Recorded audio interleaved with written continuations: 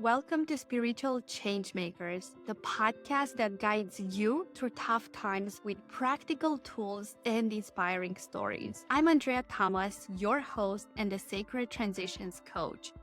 Join us as we hear from spiritual changemakers who have connected with their higher power and overcame adversity. Whether you are navigating a difficult transition or seeking to deepen your spiritual practice, our podcast provides guidance to help you find magic in the change. Come on this journey of self-discovery, empowerment, and transformation with us and unlock your potential to become your best self. Welcome, beautiful souls, to a new podcast episode. I am so excited because today I have such a beautiful person here with me, because she has been my mentor, my spiritual mentor, my teacher, my coach, whatever you want to call it. But she has been such a big part of my life, of my journey, of my growth. And I couldn't have been more honored to have her with us today. And before we go into today's topic, which we are going to dive deep into so many things about spirituality, Akashic records, near-death experiences, we'll see what is going to come up. So stay tuned, because all I can tell you is going to be a very deep and profound, and also a lot of channeling. Probably it is going to happen because and it's so connected. And she's the one that introduced me to the Akashic records, helped me tap into my intuition. And I remember when I've had one of the Akashic records with her a few years ago, and she told me, Andreea, you are so intuitive and you can be fully booked just like me by doing what I'm doing. I was like, no way. I couldn't believe it. But we're going to go deeper into that later on. Before, I just really want to introduce her. And I don't think whatever words I'm going to say, it's going to be able to fully express her soul and her kindness, her authenticity. It's just, I don't have like enough to share about her, but just a little bit is that Reverend Rose Hope is a dynamic thought leader in spiritual and business development. She's driven by truly a profound mission to create heaven on earth. And with over 20 years of experience in health education and personal development, Rose has empowered countless individuals to unlock their potential and achieve lasting success. And as the founder and CEO of Rose Hope, Rose guides those on a quest for a higher purpose, teaching them to harness their intuition and master their minds. Her insights have made her a sought-after speaker at prestigious institutes like Harvard University and a recognized figure on ABC and NBC. She hosts the popular podcast When Spirit Calls, and recently she has launched her debut fantasy fiction novel, The Ark. So please help me welcome Reverend Rose Hope. I'm so happy to have you here. I'm so happy to be here. Oh my gosh, as you were just saying all those beautiful words about me, it was so interesting because I could feel discomfort in my body, getting these accolades and you just championing for me over there. And I find that so interesting because how many of you out there have trouble receiving those compliments? Even as you're reading my bio, it's like, I'm like, me really, and so that came up for me, and I wanted to just share that right out of the gates, because I'm like, okay, how do I respond? I need to let her know how grateful I am. And yet I'm just like sitting there, okay, smiling, receiving, practicing my receiving. And wow, it's interesting. I didn't realize how uncomfortable that would be for me. You see, this is one of your amazing strengths, I would say, since I've known you for so many years, your vulnerability, speaking right to it. Like Whenever something comes up, when it's uncomfortable, whatever it is, you're like, here it is. I'm going to bring you out to the surface so you Uh-huh. don't hold power over me anymore. That's right. Because those negative feelings and energies, they breed in the silence, you know? So Yes. if we can speak to them, then it's like, oh, okay. Yeah, I practiced my receiving. It felt really uncomfortable. And now here we are. And it's okay, and it's okay. And next time I can lean into that even more. Mm. So yeah, this is something actually that's been coming up a lot for me is this idea of receiving. Mm. And I was so blocked on receiving for so long. Do you know what I'm talking about with that? Yeah. We resist compliments. People say, "Oh, you look so good today." Oh my God, I've got all these. Oh, not today. We like block that. Or someone Mhm. tries to give us money. The other day, someone was trying to give me money, and I said, "No, no, no." And he says, "You're actually denying receiving my money that I'm offering you." He totally called me on it. And I was like, oh, yes, I graciously receive that, And it's so interesting how it still shows up so much. Even though I've been practicing the art of receiving for so long, it still shows up for me, you know? Yeah. It's not just money and compliments, it's receiving love, right? It's receiving grace, it's receiving all the goodness that divine has to give us. We are in a society where we're so blocked in this area. We resist the receiving. And I mean, that can be tied to pieces of unworthiness, that can be tied to conditioning that, to be in service and to be a good person, we've got to just give. But isn't that so interesting? How has that shown up in your life? I know you're interviewing me, but I'm curious to know. Mhm. And it has so many different layers. No, I think Right? that's the thing. Because we work on something and we are like, okay, now I should be good on this. I can Yeah. I healed it. I'm all good. And then I'm boom, free until you go through it again. it shows up in different ways and different layers. And for Mhm. me, I would say the biggest block around receiving, it has been in my business, receiving in the monetary form, like cash. Wow. Because Yeah. I have been able to manifest in my business like collaborations, free courses, like who knows, like a multitude of things, like valued of like thousands and thousands and thousands of dollars. But where I haven't really been able to really master at or unblock myself in, Mhm. still, even in this very moment, is around like cash, receiving cash. And I know this is my Interesting. next level in my in business and in receiving, Yes. because there has to be a block there that it's telling me I'm so good because I'm amazing at manifesting and manifesting it. Yes. But Yes. when it comes to cash in So the business only. see, that's so interesting. It sounds to me like you've created all these opportunities, which is like, in a way, it's abundance because you're not having Yeah. to pay for those opportunities. I wonder if there's even just a reframe on Mhm. that. I wonder if it's that simple. And that's just a curious question, not saying that's necessarily the right answer, but a curious question to say, because you're telling yourself you're blocked on receiving cash. So if you're telling Mhm. yourself you're blocked on receiving cash, then you're blocked on receiving cash. True. Instead, what you could do is reframe that to fully receive all the abundant financial opportunities that bring me wealth, including paper money, including cash, including exchange, e-transfer, whatever. So make it broader and shift that. And I'm curious to see what will happen. Yeah, beautiful. I'm Instead of, definitely yeah, with. it might just be a little reframe there to say, oh no, I'm actually not blocked on receiving cash. Look I found 25 cents on the ground the other day. And it might just be 25 cents, but it's abundance. We have to It start is. looking at it that way. Like when you go to the grocery store and you save $10 or you get, food for less than, thank you for all of that extra money that I saved. I'm so rich. I joke with my little kids all the time, like, I'm so rich, we can handle it. You know, my kids are always worried. They're like, Mom, isn't that too much money?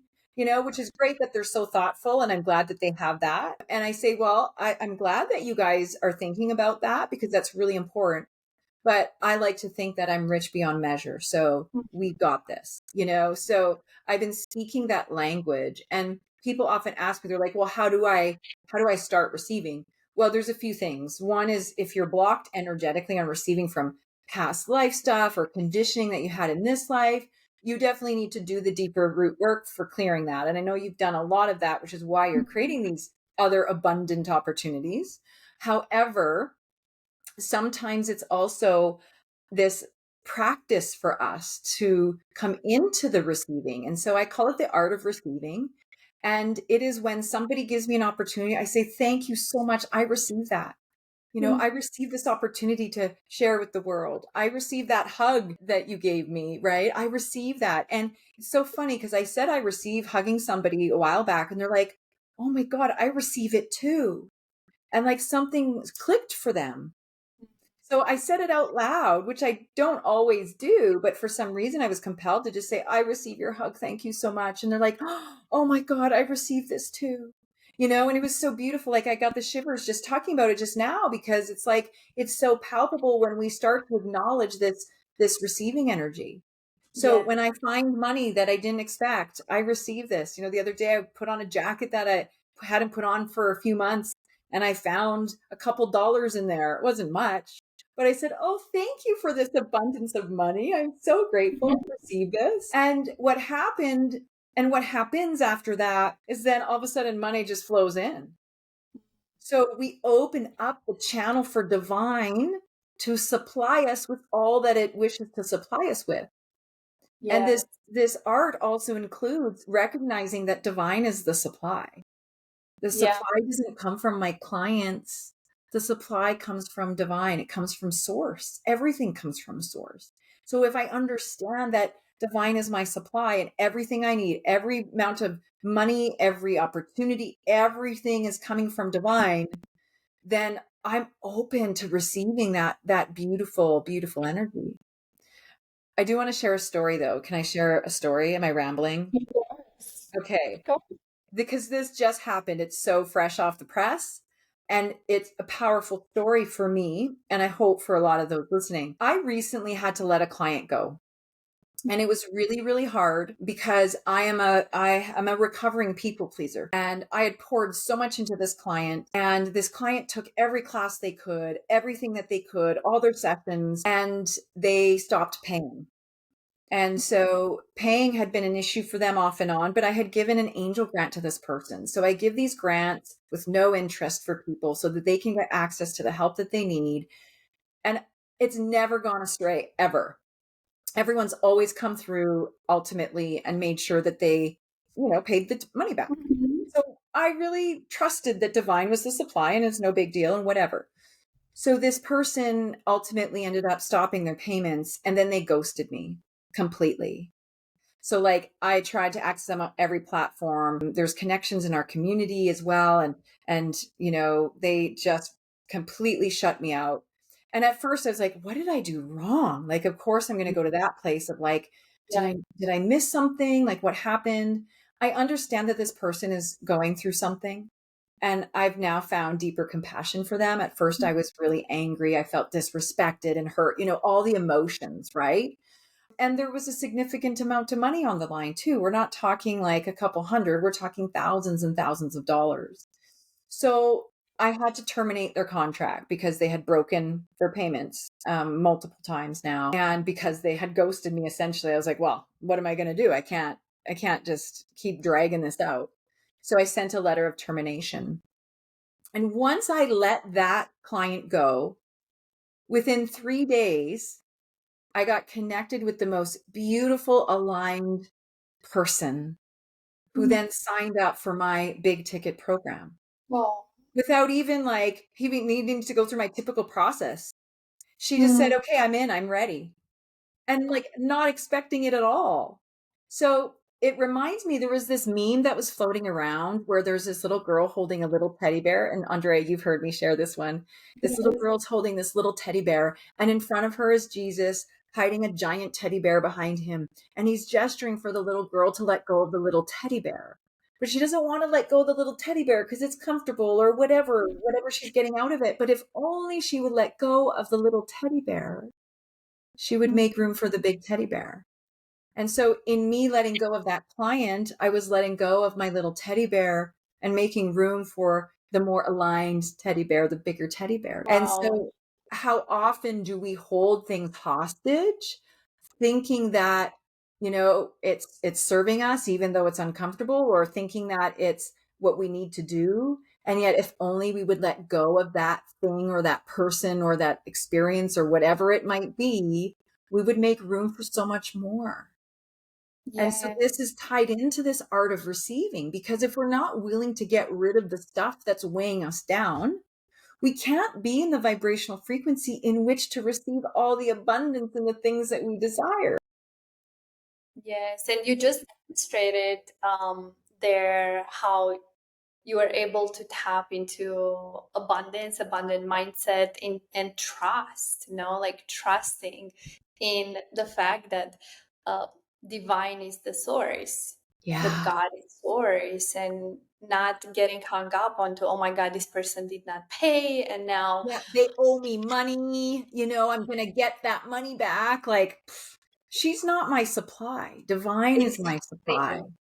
So I'm Yeah, trusting that I needed that experience for me to share, or for me to learn from both of those things, really, right? For me to both learn from and for me to be able to share that, to remind us, right? yeah, and I would love to hear, like, while you were in the process itself, how you were able to lead yourself so you don't stay in those emotions that, oh my God, first you went into what I have done wrong, because when, Yeah. like, we are very empathic people, and then we is like, oh, it's my fault. Yeah. Okay, that was the first stage.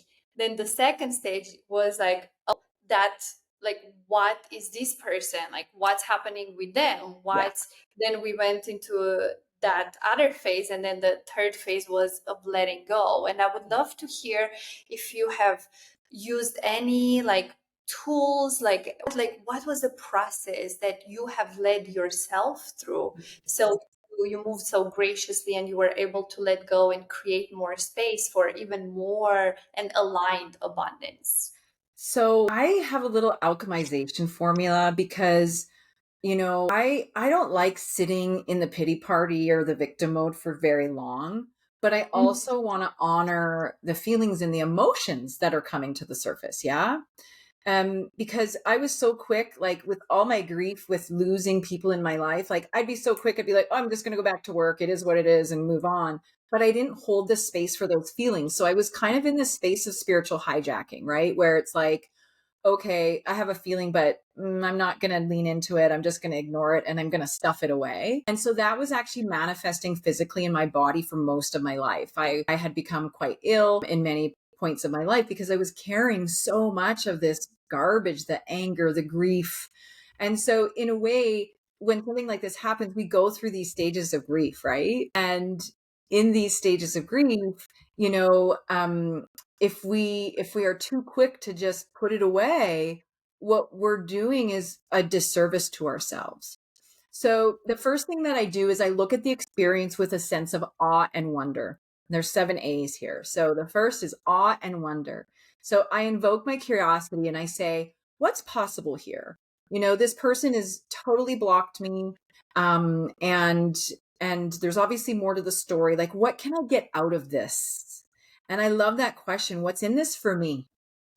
Right? Because in every experience, there's something in it. So whether it's a traumatic event, whether it's a betrayal, whatever it might be, what's in it for me? So looking at it with awe and wonder, I wonder what this is all about. What can I see here? The second piece is awareness. And so once we looked at it with this sense of awe and wonder, we start to gain this awareness, okay? And so that awareness is about like, okay, here's what I'm feeling in this. Here's what I maybe want to even feel in this instead of this. And just starting to lean into increasing the awareness about what's going on within you around it. The third piece is acceptance. So accepting that that experience happened. I can't change it. There's nothing I can really do about it. I've done everything I can about it. I've got to accept that that's the way it is. I've got to accept that I probably won't get that money. I've got to accept, and I've got to be willing to welcome that experience. The next part of this is appreciation. And so, hey, thank you so much for helping me to see that I had a lot of anger, or that I had some grief happening for me because I was losing someone who I thought was a friend as well. Right. And so appreciating, oh, wow, like, look at these feelings, look at these emotions. And so starting to have that gratitude. The next piece of that is then amplification. And so now we're moving into this space where we're actually clearing those limited beliefs. So we're increasing our vibration by clearing away the stuff that isn't serving us. So the thought that this person is rejecting me didn't feel good. That wasn't really the truth. In fact, I would say that they're probably rejecting themselves in some ways. They're not being in integrity, right? And so I had to clear my limiting beliefs around the experience that I had messed up, or that I had to keep trying to make sure that I saw this experience to full fruition, right? So we can start to clear away some of that energy. We can start to release some of that. And then we can lean into this activating space of like, okay, what's the good stuff in this? Give me all the golden nuggets in this. And I've learned so much. I learned about letting go. I learned about the stories that are full of BS that I tell myself about what's going on. Right. And so now this activation is really about now just leaning in to this. Okay. Ah, yes. Now I'm really receiving these gifts. Now I'm really receiving the magic in this experience. And so at this point, you can even deepen the appreciation as well. And then from there, it's like, what is the next best step that's going to help me or help the other person? So So that was the next piece. the last it's appreciation with next step, Aligned action. So aligned up. yeah, on wonder, awareness, acceptance, appreciation, amplification, activation, and aligned action. Now, they don't Amazing. necessarily even have to go all in the same order, because sometimes, depending on the situation, and I'm just saying that you can bring appreciation in later on as well. But if you can move it into the process, even when you're in the thick of it and you're like, this is so uncomfortable, but I'm so grateful at the same time because I know that it's doing something for me, even if I haven't figured it all out yet. Right. Yes. And so beautiful. Yeah. So that's really what's the process that I went through. And sometimes it's not like it's separate. And I notice that I'm like, oh, I'm in the awe and wonder phase. Oh, I'm in the activation, like whatever. I'm just going through that process. And essentially, if we really want to simplify this, so here's an opportunity to just simplify this too. Whenever I have a feeling that I'm perceiving as low vibration, and I say perceiving because even the low vibration has value, okay? So the grief, the anger, resentment, betray, like all of those energies have value, but we perceive it as low because it's like it doesn't feel good, right? But Mhm. so when I'm feeling that, so I'll say grief. Grief was a feeling that I felt through this process, okay? And so when I feel that grief, what I love to do is I actually take my hands and I hold my hands like as though I'm holding the grief, like as though it's a little bird or a little bunny or something really cute. And I say, oh, hi, grief. I see you there. And I know you're here to teach me something. I know you're here to show me something in the process, even though I'm really uncomfortable. I see you. And something miraculous happens when we do that. That energy, they're like little kids. They just need to be seen and heard. And when we see and hear those energies, and we no longer are pushing away those energy and rejecting the energy, like, oh, I don't want to feel that way because this is what we do, right? Like, I don't want to feel the grief, so I'm just going to push it away. That poor grief says, no, please, I just need you to see me, right? And so we get caught up in the cesspool of stuff, and it's going to come back and it's going to bite you eventually. If it's not then, it'll happen eventually, right? So rather than pushing it away, we hold space, even and not forever, but just even for a moment. Because as soon as you do that, that grief is already transforming for you. Just by you saying, I see you and I hear you, not loving how I'm feeling here, but then that grief just transforms naturally. It's almost like a sense of relief, right? The grief says, oh, thank God, she's actually paying attention. She knows that I'm here to help her and to show her something instead of rejecting me. So then it doesn't have an opportunity to sink even deeper and heavier and get denser, but rather it becomes lighter. And then we move that energy. So in a way, that's part of that alchemy process that I just spoke about, right? It's that amplification, activation portion where I'm asking questions of that grief. I'm asking questions of that energy. I'm allowing myself to even think about, clearing the beliefs that I have attached to that energy, right? Mm. So that's, in a nutshell, kind of a simple process that is really, really powerful. Yeah, so powerful. And thank you so much for sharing it with us. So many golden nuggets here. I'm like, oh my God, where am I gonna go now? But like what I heard you say, it's pretty much the importance of acknowledging your feelings, not Mm-hmm. judging them. Yes, even Mm-hmm. though they are lower vibration, and that's a direction I would like for us to go into, Sure. because you said that low vibration emotions, they have value as well. And that's something I would love for us to explore. But before that is really just acknowledge it, see it, speak with it. And just by doing that by itself, you said it already transforms. It's Yep. like shifts, it Yeah. transforms. And I would love to also hear about limiting beliefs. That was one of the steps, clearing the limiting beliefs. Mm. And what would you say? Is it important to be aware of the limiting beliefs you hold within that story in order to release them? And how do you do that? Great question. So we have different aspects of our own being. We're multidimensional. Yeah. And Mm-hmm. so we have our, what we call in metaphysics, we call it the false self. And then we've got the God self or the true self. All right. Mm-hmm. And then we've got us floating around in there. Okay. So we have these aspects, and there's many more aspects, but we're just going to try and keep it real simple here. So we've got the ego mind or the false self, and we've got the true self and the higher mind.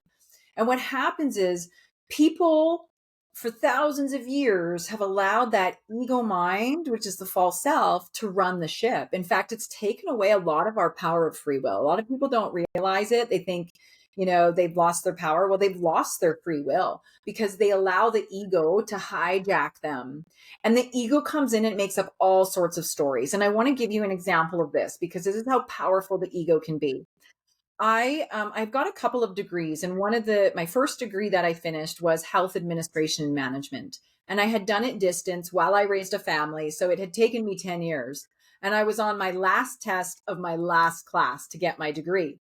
But just prior to that, the second last class, I had failed a test for the first time ever. I had never failed in my whole life a test, but that class was really hard, and I can go into details about why I failed it. They didn't test on the outcomes, which I think they should have. Anyways, long story short, I had failed. And eventually I rewrote that test and I passed, thankfully. But now here I am, all this pressure mounting, last test, last class to get this degree after 10 years of working on it, okay? As I'm writing the test, anxiety is building. And I keep hearing, this is going so bad. You're going to fail again. My gosh, Dan, like this is not good. You don't even know the answer to that question. Like it was peppering me.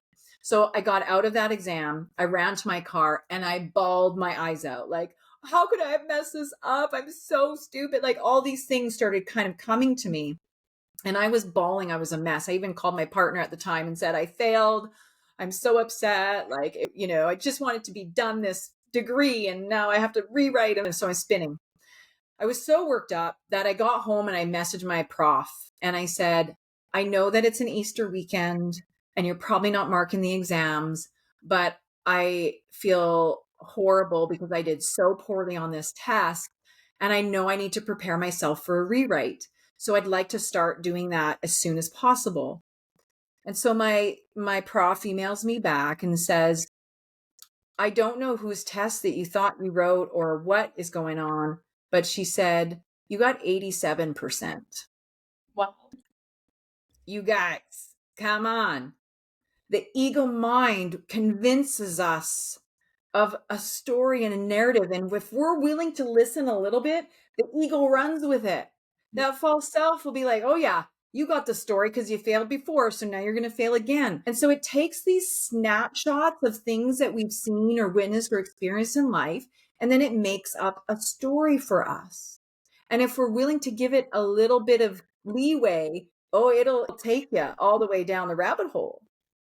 And so this story is so profound to me because it's this reminder that there's a whole nother story that isn't even true that the ego can be making up for you. Yeah. So people will say, okay, Deanne, well, how do I know it's coming from ego? How do I know that it's a limited belief or a conditioning or a false belief or a story or whatever? And there's a couple ways to do that. One is if it's negative, if it's not encouraging, if it's not uplifting, that's your first red flag. Okay. That's the number one red flag. But here's what I invite people to do. And this is so powerful. At least it has been for me, is I've built a relationship with my ego mind. So I actually have a conversation with my ego. And so now when I hear a story, I say, is that really true? And oftentimes the ego will be like, well, it was in the past, but not necessarily. The ego will start to get honest with you if you allow yourself to ask questions of it. The ego will be like, oh, maybe that's not actually true. Okay, I'm just trying to keep you safe. The other thing I like to say is, thanks, ego, but I've got this. Thanks, but I've got this. Thanks, but I've got this. So every time it comes in and it says, you can't write a book, your book's going to sit on a dusty shelf and no one's going to read your book, because I had that happen. I was saying, ego, I know this is a powerful book. Thank you so much. I know you're trying to protect me, but I've got this. And even taking it a step further, give your ego a name. Yeah. Give it a name, right? I Her name's Jane. I like the name Jane. I wanted a name that I liked because I really wanted to connect. Mhm. You know, I this is so funny. One of my students in class last night, as everyone was giving their ego mind a name, she said hers is Ivana Gripe a Lot. So I want to gripe a lot, but I want to gripe a lot. So she made it kind of funny, right? I've got another friend. She calls hers the itty bitty shitty committee. I mean, you can call your ego whatever you want. But again, this is about befriending the ego. When we think about thousands and thousands of years ago, that ego kept us safe. It put the alarm bells in so that when we saw predators or when there was danger, we would know to go into defense mode or hide or whatever we needed to do to protect ourselves. But over thousands of years now, the ego is running a show that says, oh, you need to look like this and you need to be like this and you need to show up like this. And this is what success looks like. And this is like all of these stories. And it's like, it's all BS. So, I mean, thank goodness our ego keeps us from running off the road and, things like that. But really, our job is to put it in place. We are not our ego. There's a Yeah. big difference between the thoughts that come from ego and the thoughts that come from divine.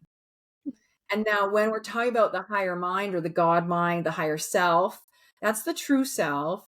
And this is where we get all of this divine, juicy information. This is where the brilliance comes from.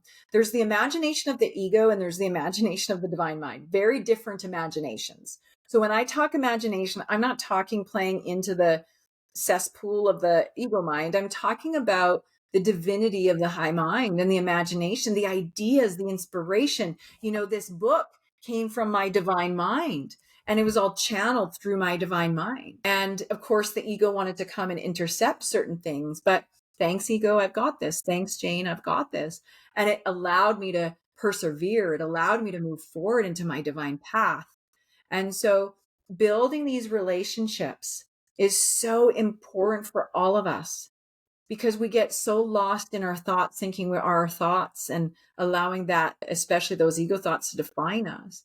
But once we start to see that we can become the witness within ourselves, that's the invitation to be the witness within yourself and to start recognizing, oh, that's an ego thought. Okay, thank you. Ooh, this is a juicy thought. It feels really good. I feel good inside. Oh, this is a higher mind thought. Okay, thank you. So we start to be able to discern or differentiate more easily. Okay, this is BS coming from the ego, and this is divine. This is truth. So that practice is so critical. Like that's the secret sauce, to be honest, in life. I think it's actually that simple, you guys. It doesn't have to be more complicated than that. Yeah, amazing. And I literally recently have done an exercise where I connected with my highest self and I gave a name to my highest self and then gave a name to my ego. And Yes. my self, it's Sparkle. And I literally saw her on a throne. And then I saw my ego on the right side, and it was like a dog. And the Mm, name is Lucky. And I was like, lucky. What came through when I was like in the meditation, it was like, yeah, because the ego mind, it's so lucky to take directions from mm, my higher self. Because this is a theme, and this is something I yeah. have been hearing over and over again, that we are not meant to make decisions from our mind. The mind, the ego, is there to take the directions from our highest self, from Mhm. our God self, from our true self. Yeah. That's the one that makes the decisions that Yeah. then give the directions to the ego, to Lucky. Then Lucky just gonna go and execute on that. And I think when we have so much conflict within and indecision and we don't know what to do, it's because we have given the power to the ego, and Yeah. we have put that in charge, and we are Yes. waiting for that to, you make the decision. But the decisions that the ego mind can make, they are so limited and so restrictive, Yeah.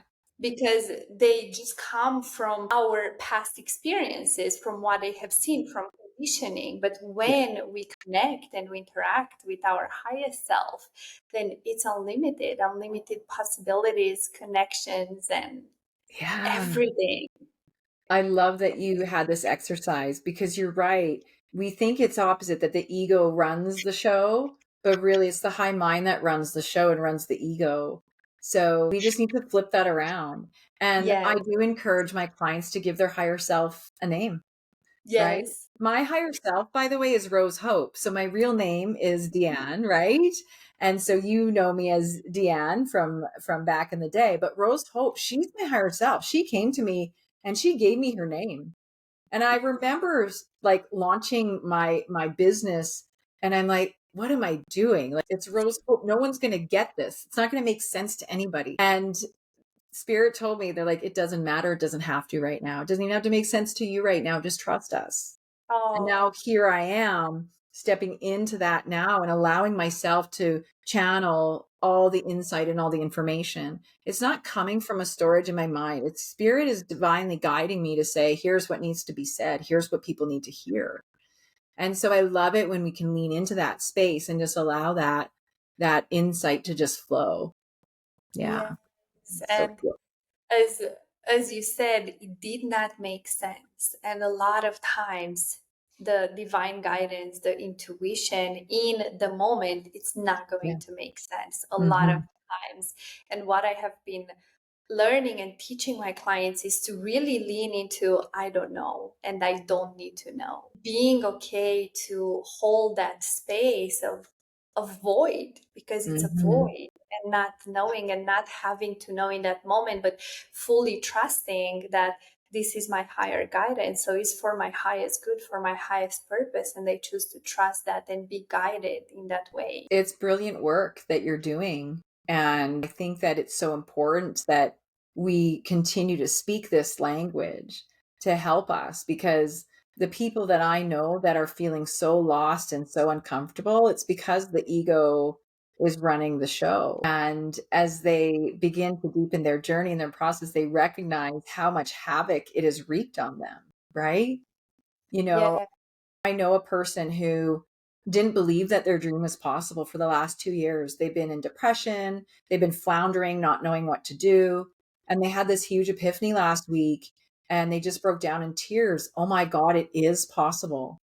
But their ego had told them for 2 years, not possible, not possible, not possible. And they finally sat down and they looked at everything and they finally believed that it was possible.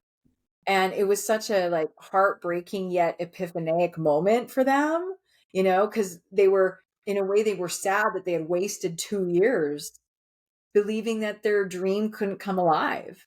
Right. And so the invitation for those listening is to remind you guys that it might not make sense on the how.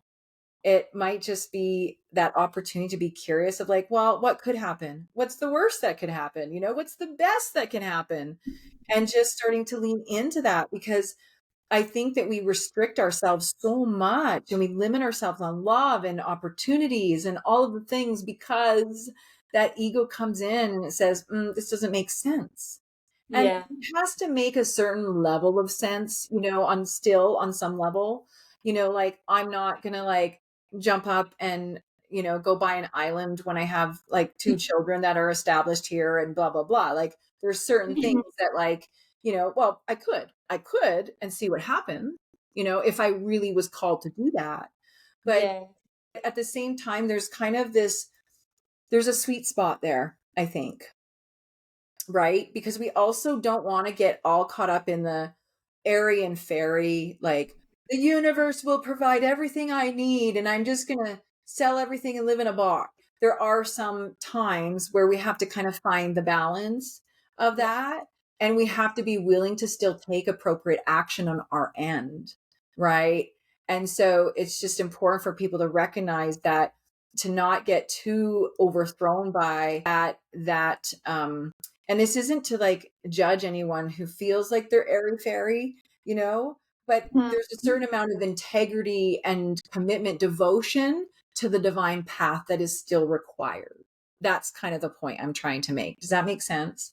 Yes, definitely. And that does require action from our side because we are still living in the 3D world, even Yeah. though we connect with the higher, with the 4, 5D and so on. Hmm. In order to materialize things here, it requires action. Yeah. But the action we are taking, as you were saying, the aligned action, what I have noticed, how do you know which one is the aligned action? Mm. And what I have seen with my clients and on my path is that it truly comes through excitement and Mm. inspiration. Yeah. I was watching a little video. It was Bashar, and a young kid had asked, like, what's everything I need to know? That was the question. Pretty big, broad question, right? And Bashar says, yeah, I can tell you everything you need to know. Everything you need to know is this: go where you feel most excited to go. Let that lead you in. Let yourself feel that joy and feel that excitement, because that is the most divine path that's most aligned for you. If your spirit says, oh my God, what would that feel like? What would that look like? Yay. Oh, yes, that's an indication. But included in that is to then take the action, the appropriate action, the aligned action that is needed to start getting you towards that. And it's not always about knowing all the steps, you guys, right? What does Rumi say? Start walking the path and the path will appear, something like that, right? And so it's to remind us that as long as we're willing to take that next best step, that another piece will unfold and another piece will unfold and another piece will unfold. So we get to participate in that unfolding, and we just have to be willing to start stepping in. It reminds me of, it was in Indiana Jones, and I think it was later of the Crusaders of the Lost Ark. I might be butchering that. Anyway, they're going across a gorge, but there's no bridge that they can see. The bridge is invisible. And Indiana Jones has to like take a step, hoping that the bridge is there, right? Mhm. And then he's got to trust like the next step, hoping that the bridge is there, even though he can't see it. And so it's a beautiful analogy for us that like we can't see the whole bridge to get to where we're going necessarily. But again, it's going back to trust. And you talked about Yeah. trust at the beginning. When we allow ourselves to have faith and trust, and actually it's more than trust, it's a knowing. It becomes a knowing, right? So you Yeah. deepen your trust, but eventually it becomes a knowing. I know I'm going to be taken care of. I know whatever it is that shows up for me is exactly what I need it to be, even if it's not the way I wanted it to be or thought it was supposed to be, right? That's the mystics call it continual expectancy. And continual expectancy is not expecting a particular outcome, but expecting that whatever the outcome is exactly what I need it to be for my highest good. And so when we do that, then it doesn't matter if shit's hitting the fan or things are not going. I mean, I got my book printing and they butchered the printing job. Okay, what do I get to learn in this? What's in this for me? You know, it's not the way I wanted it to be. So, what do I get to learn about myself in this process?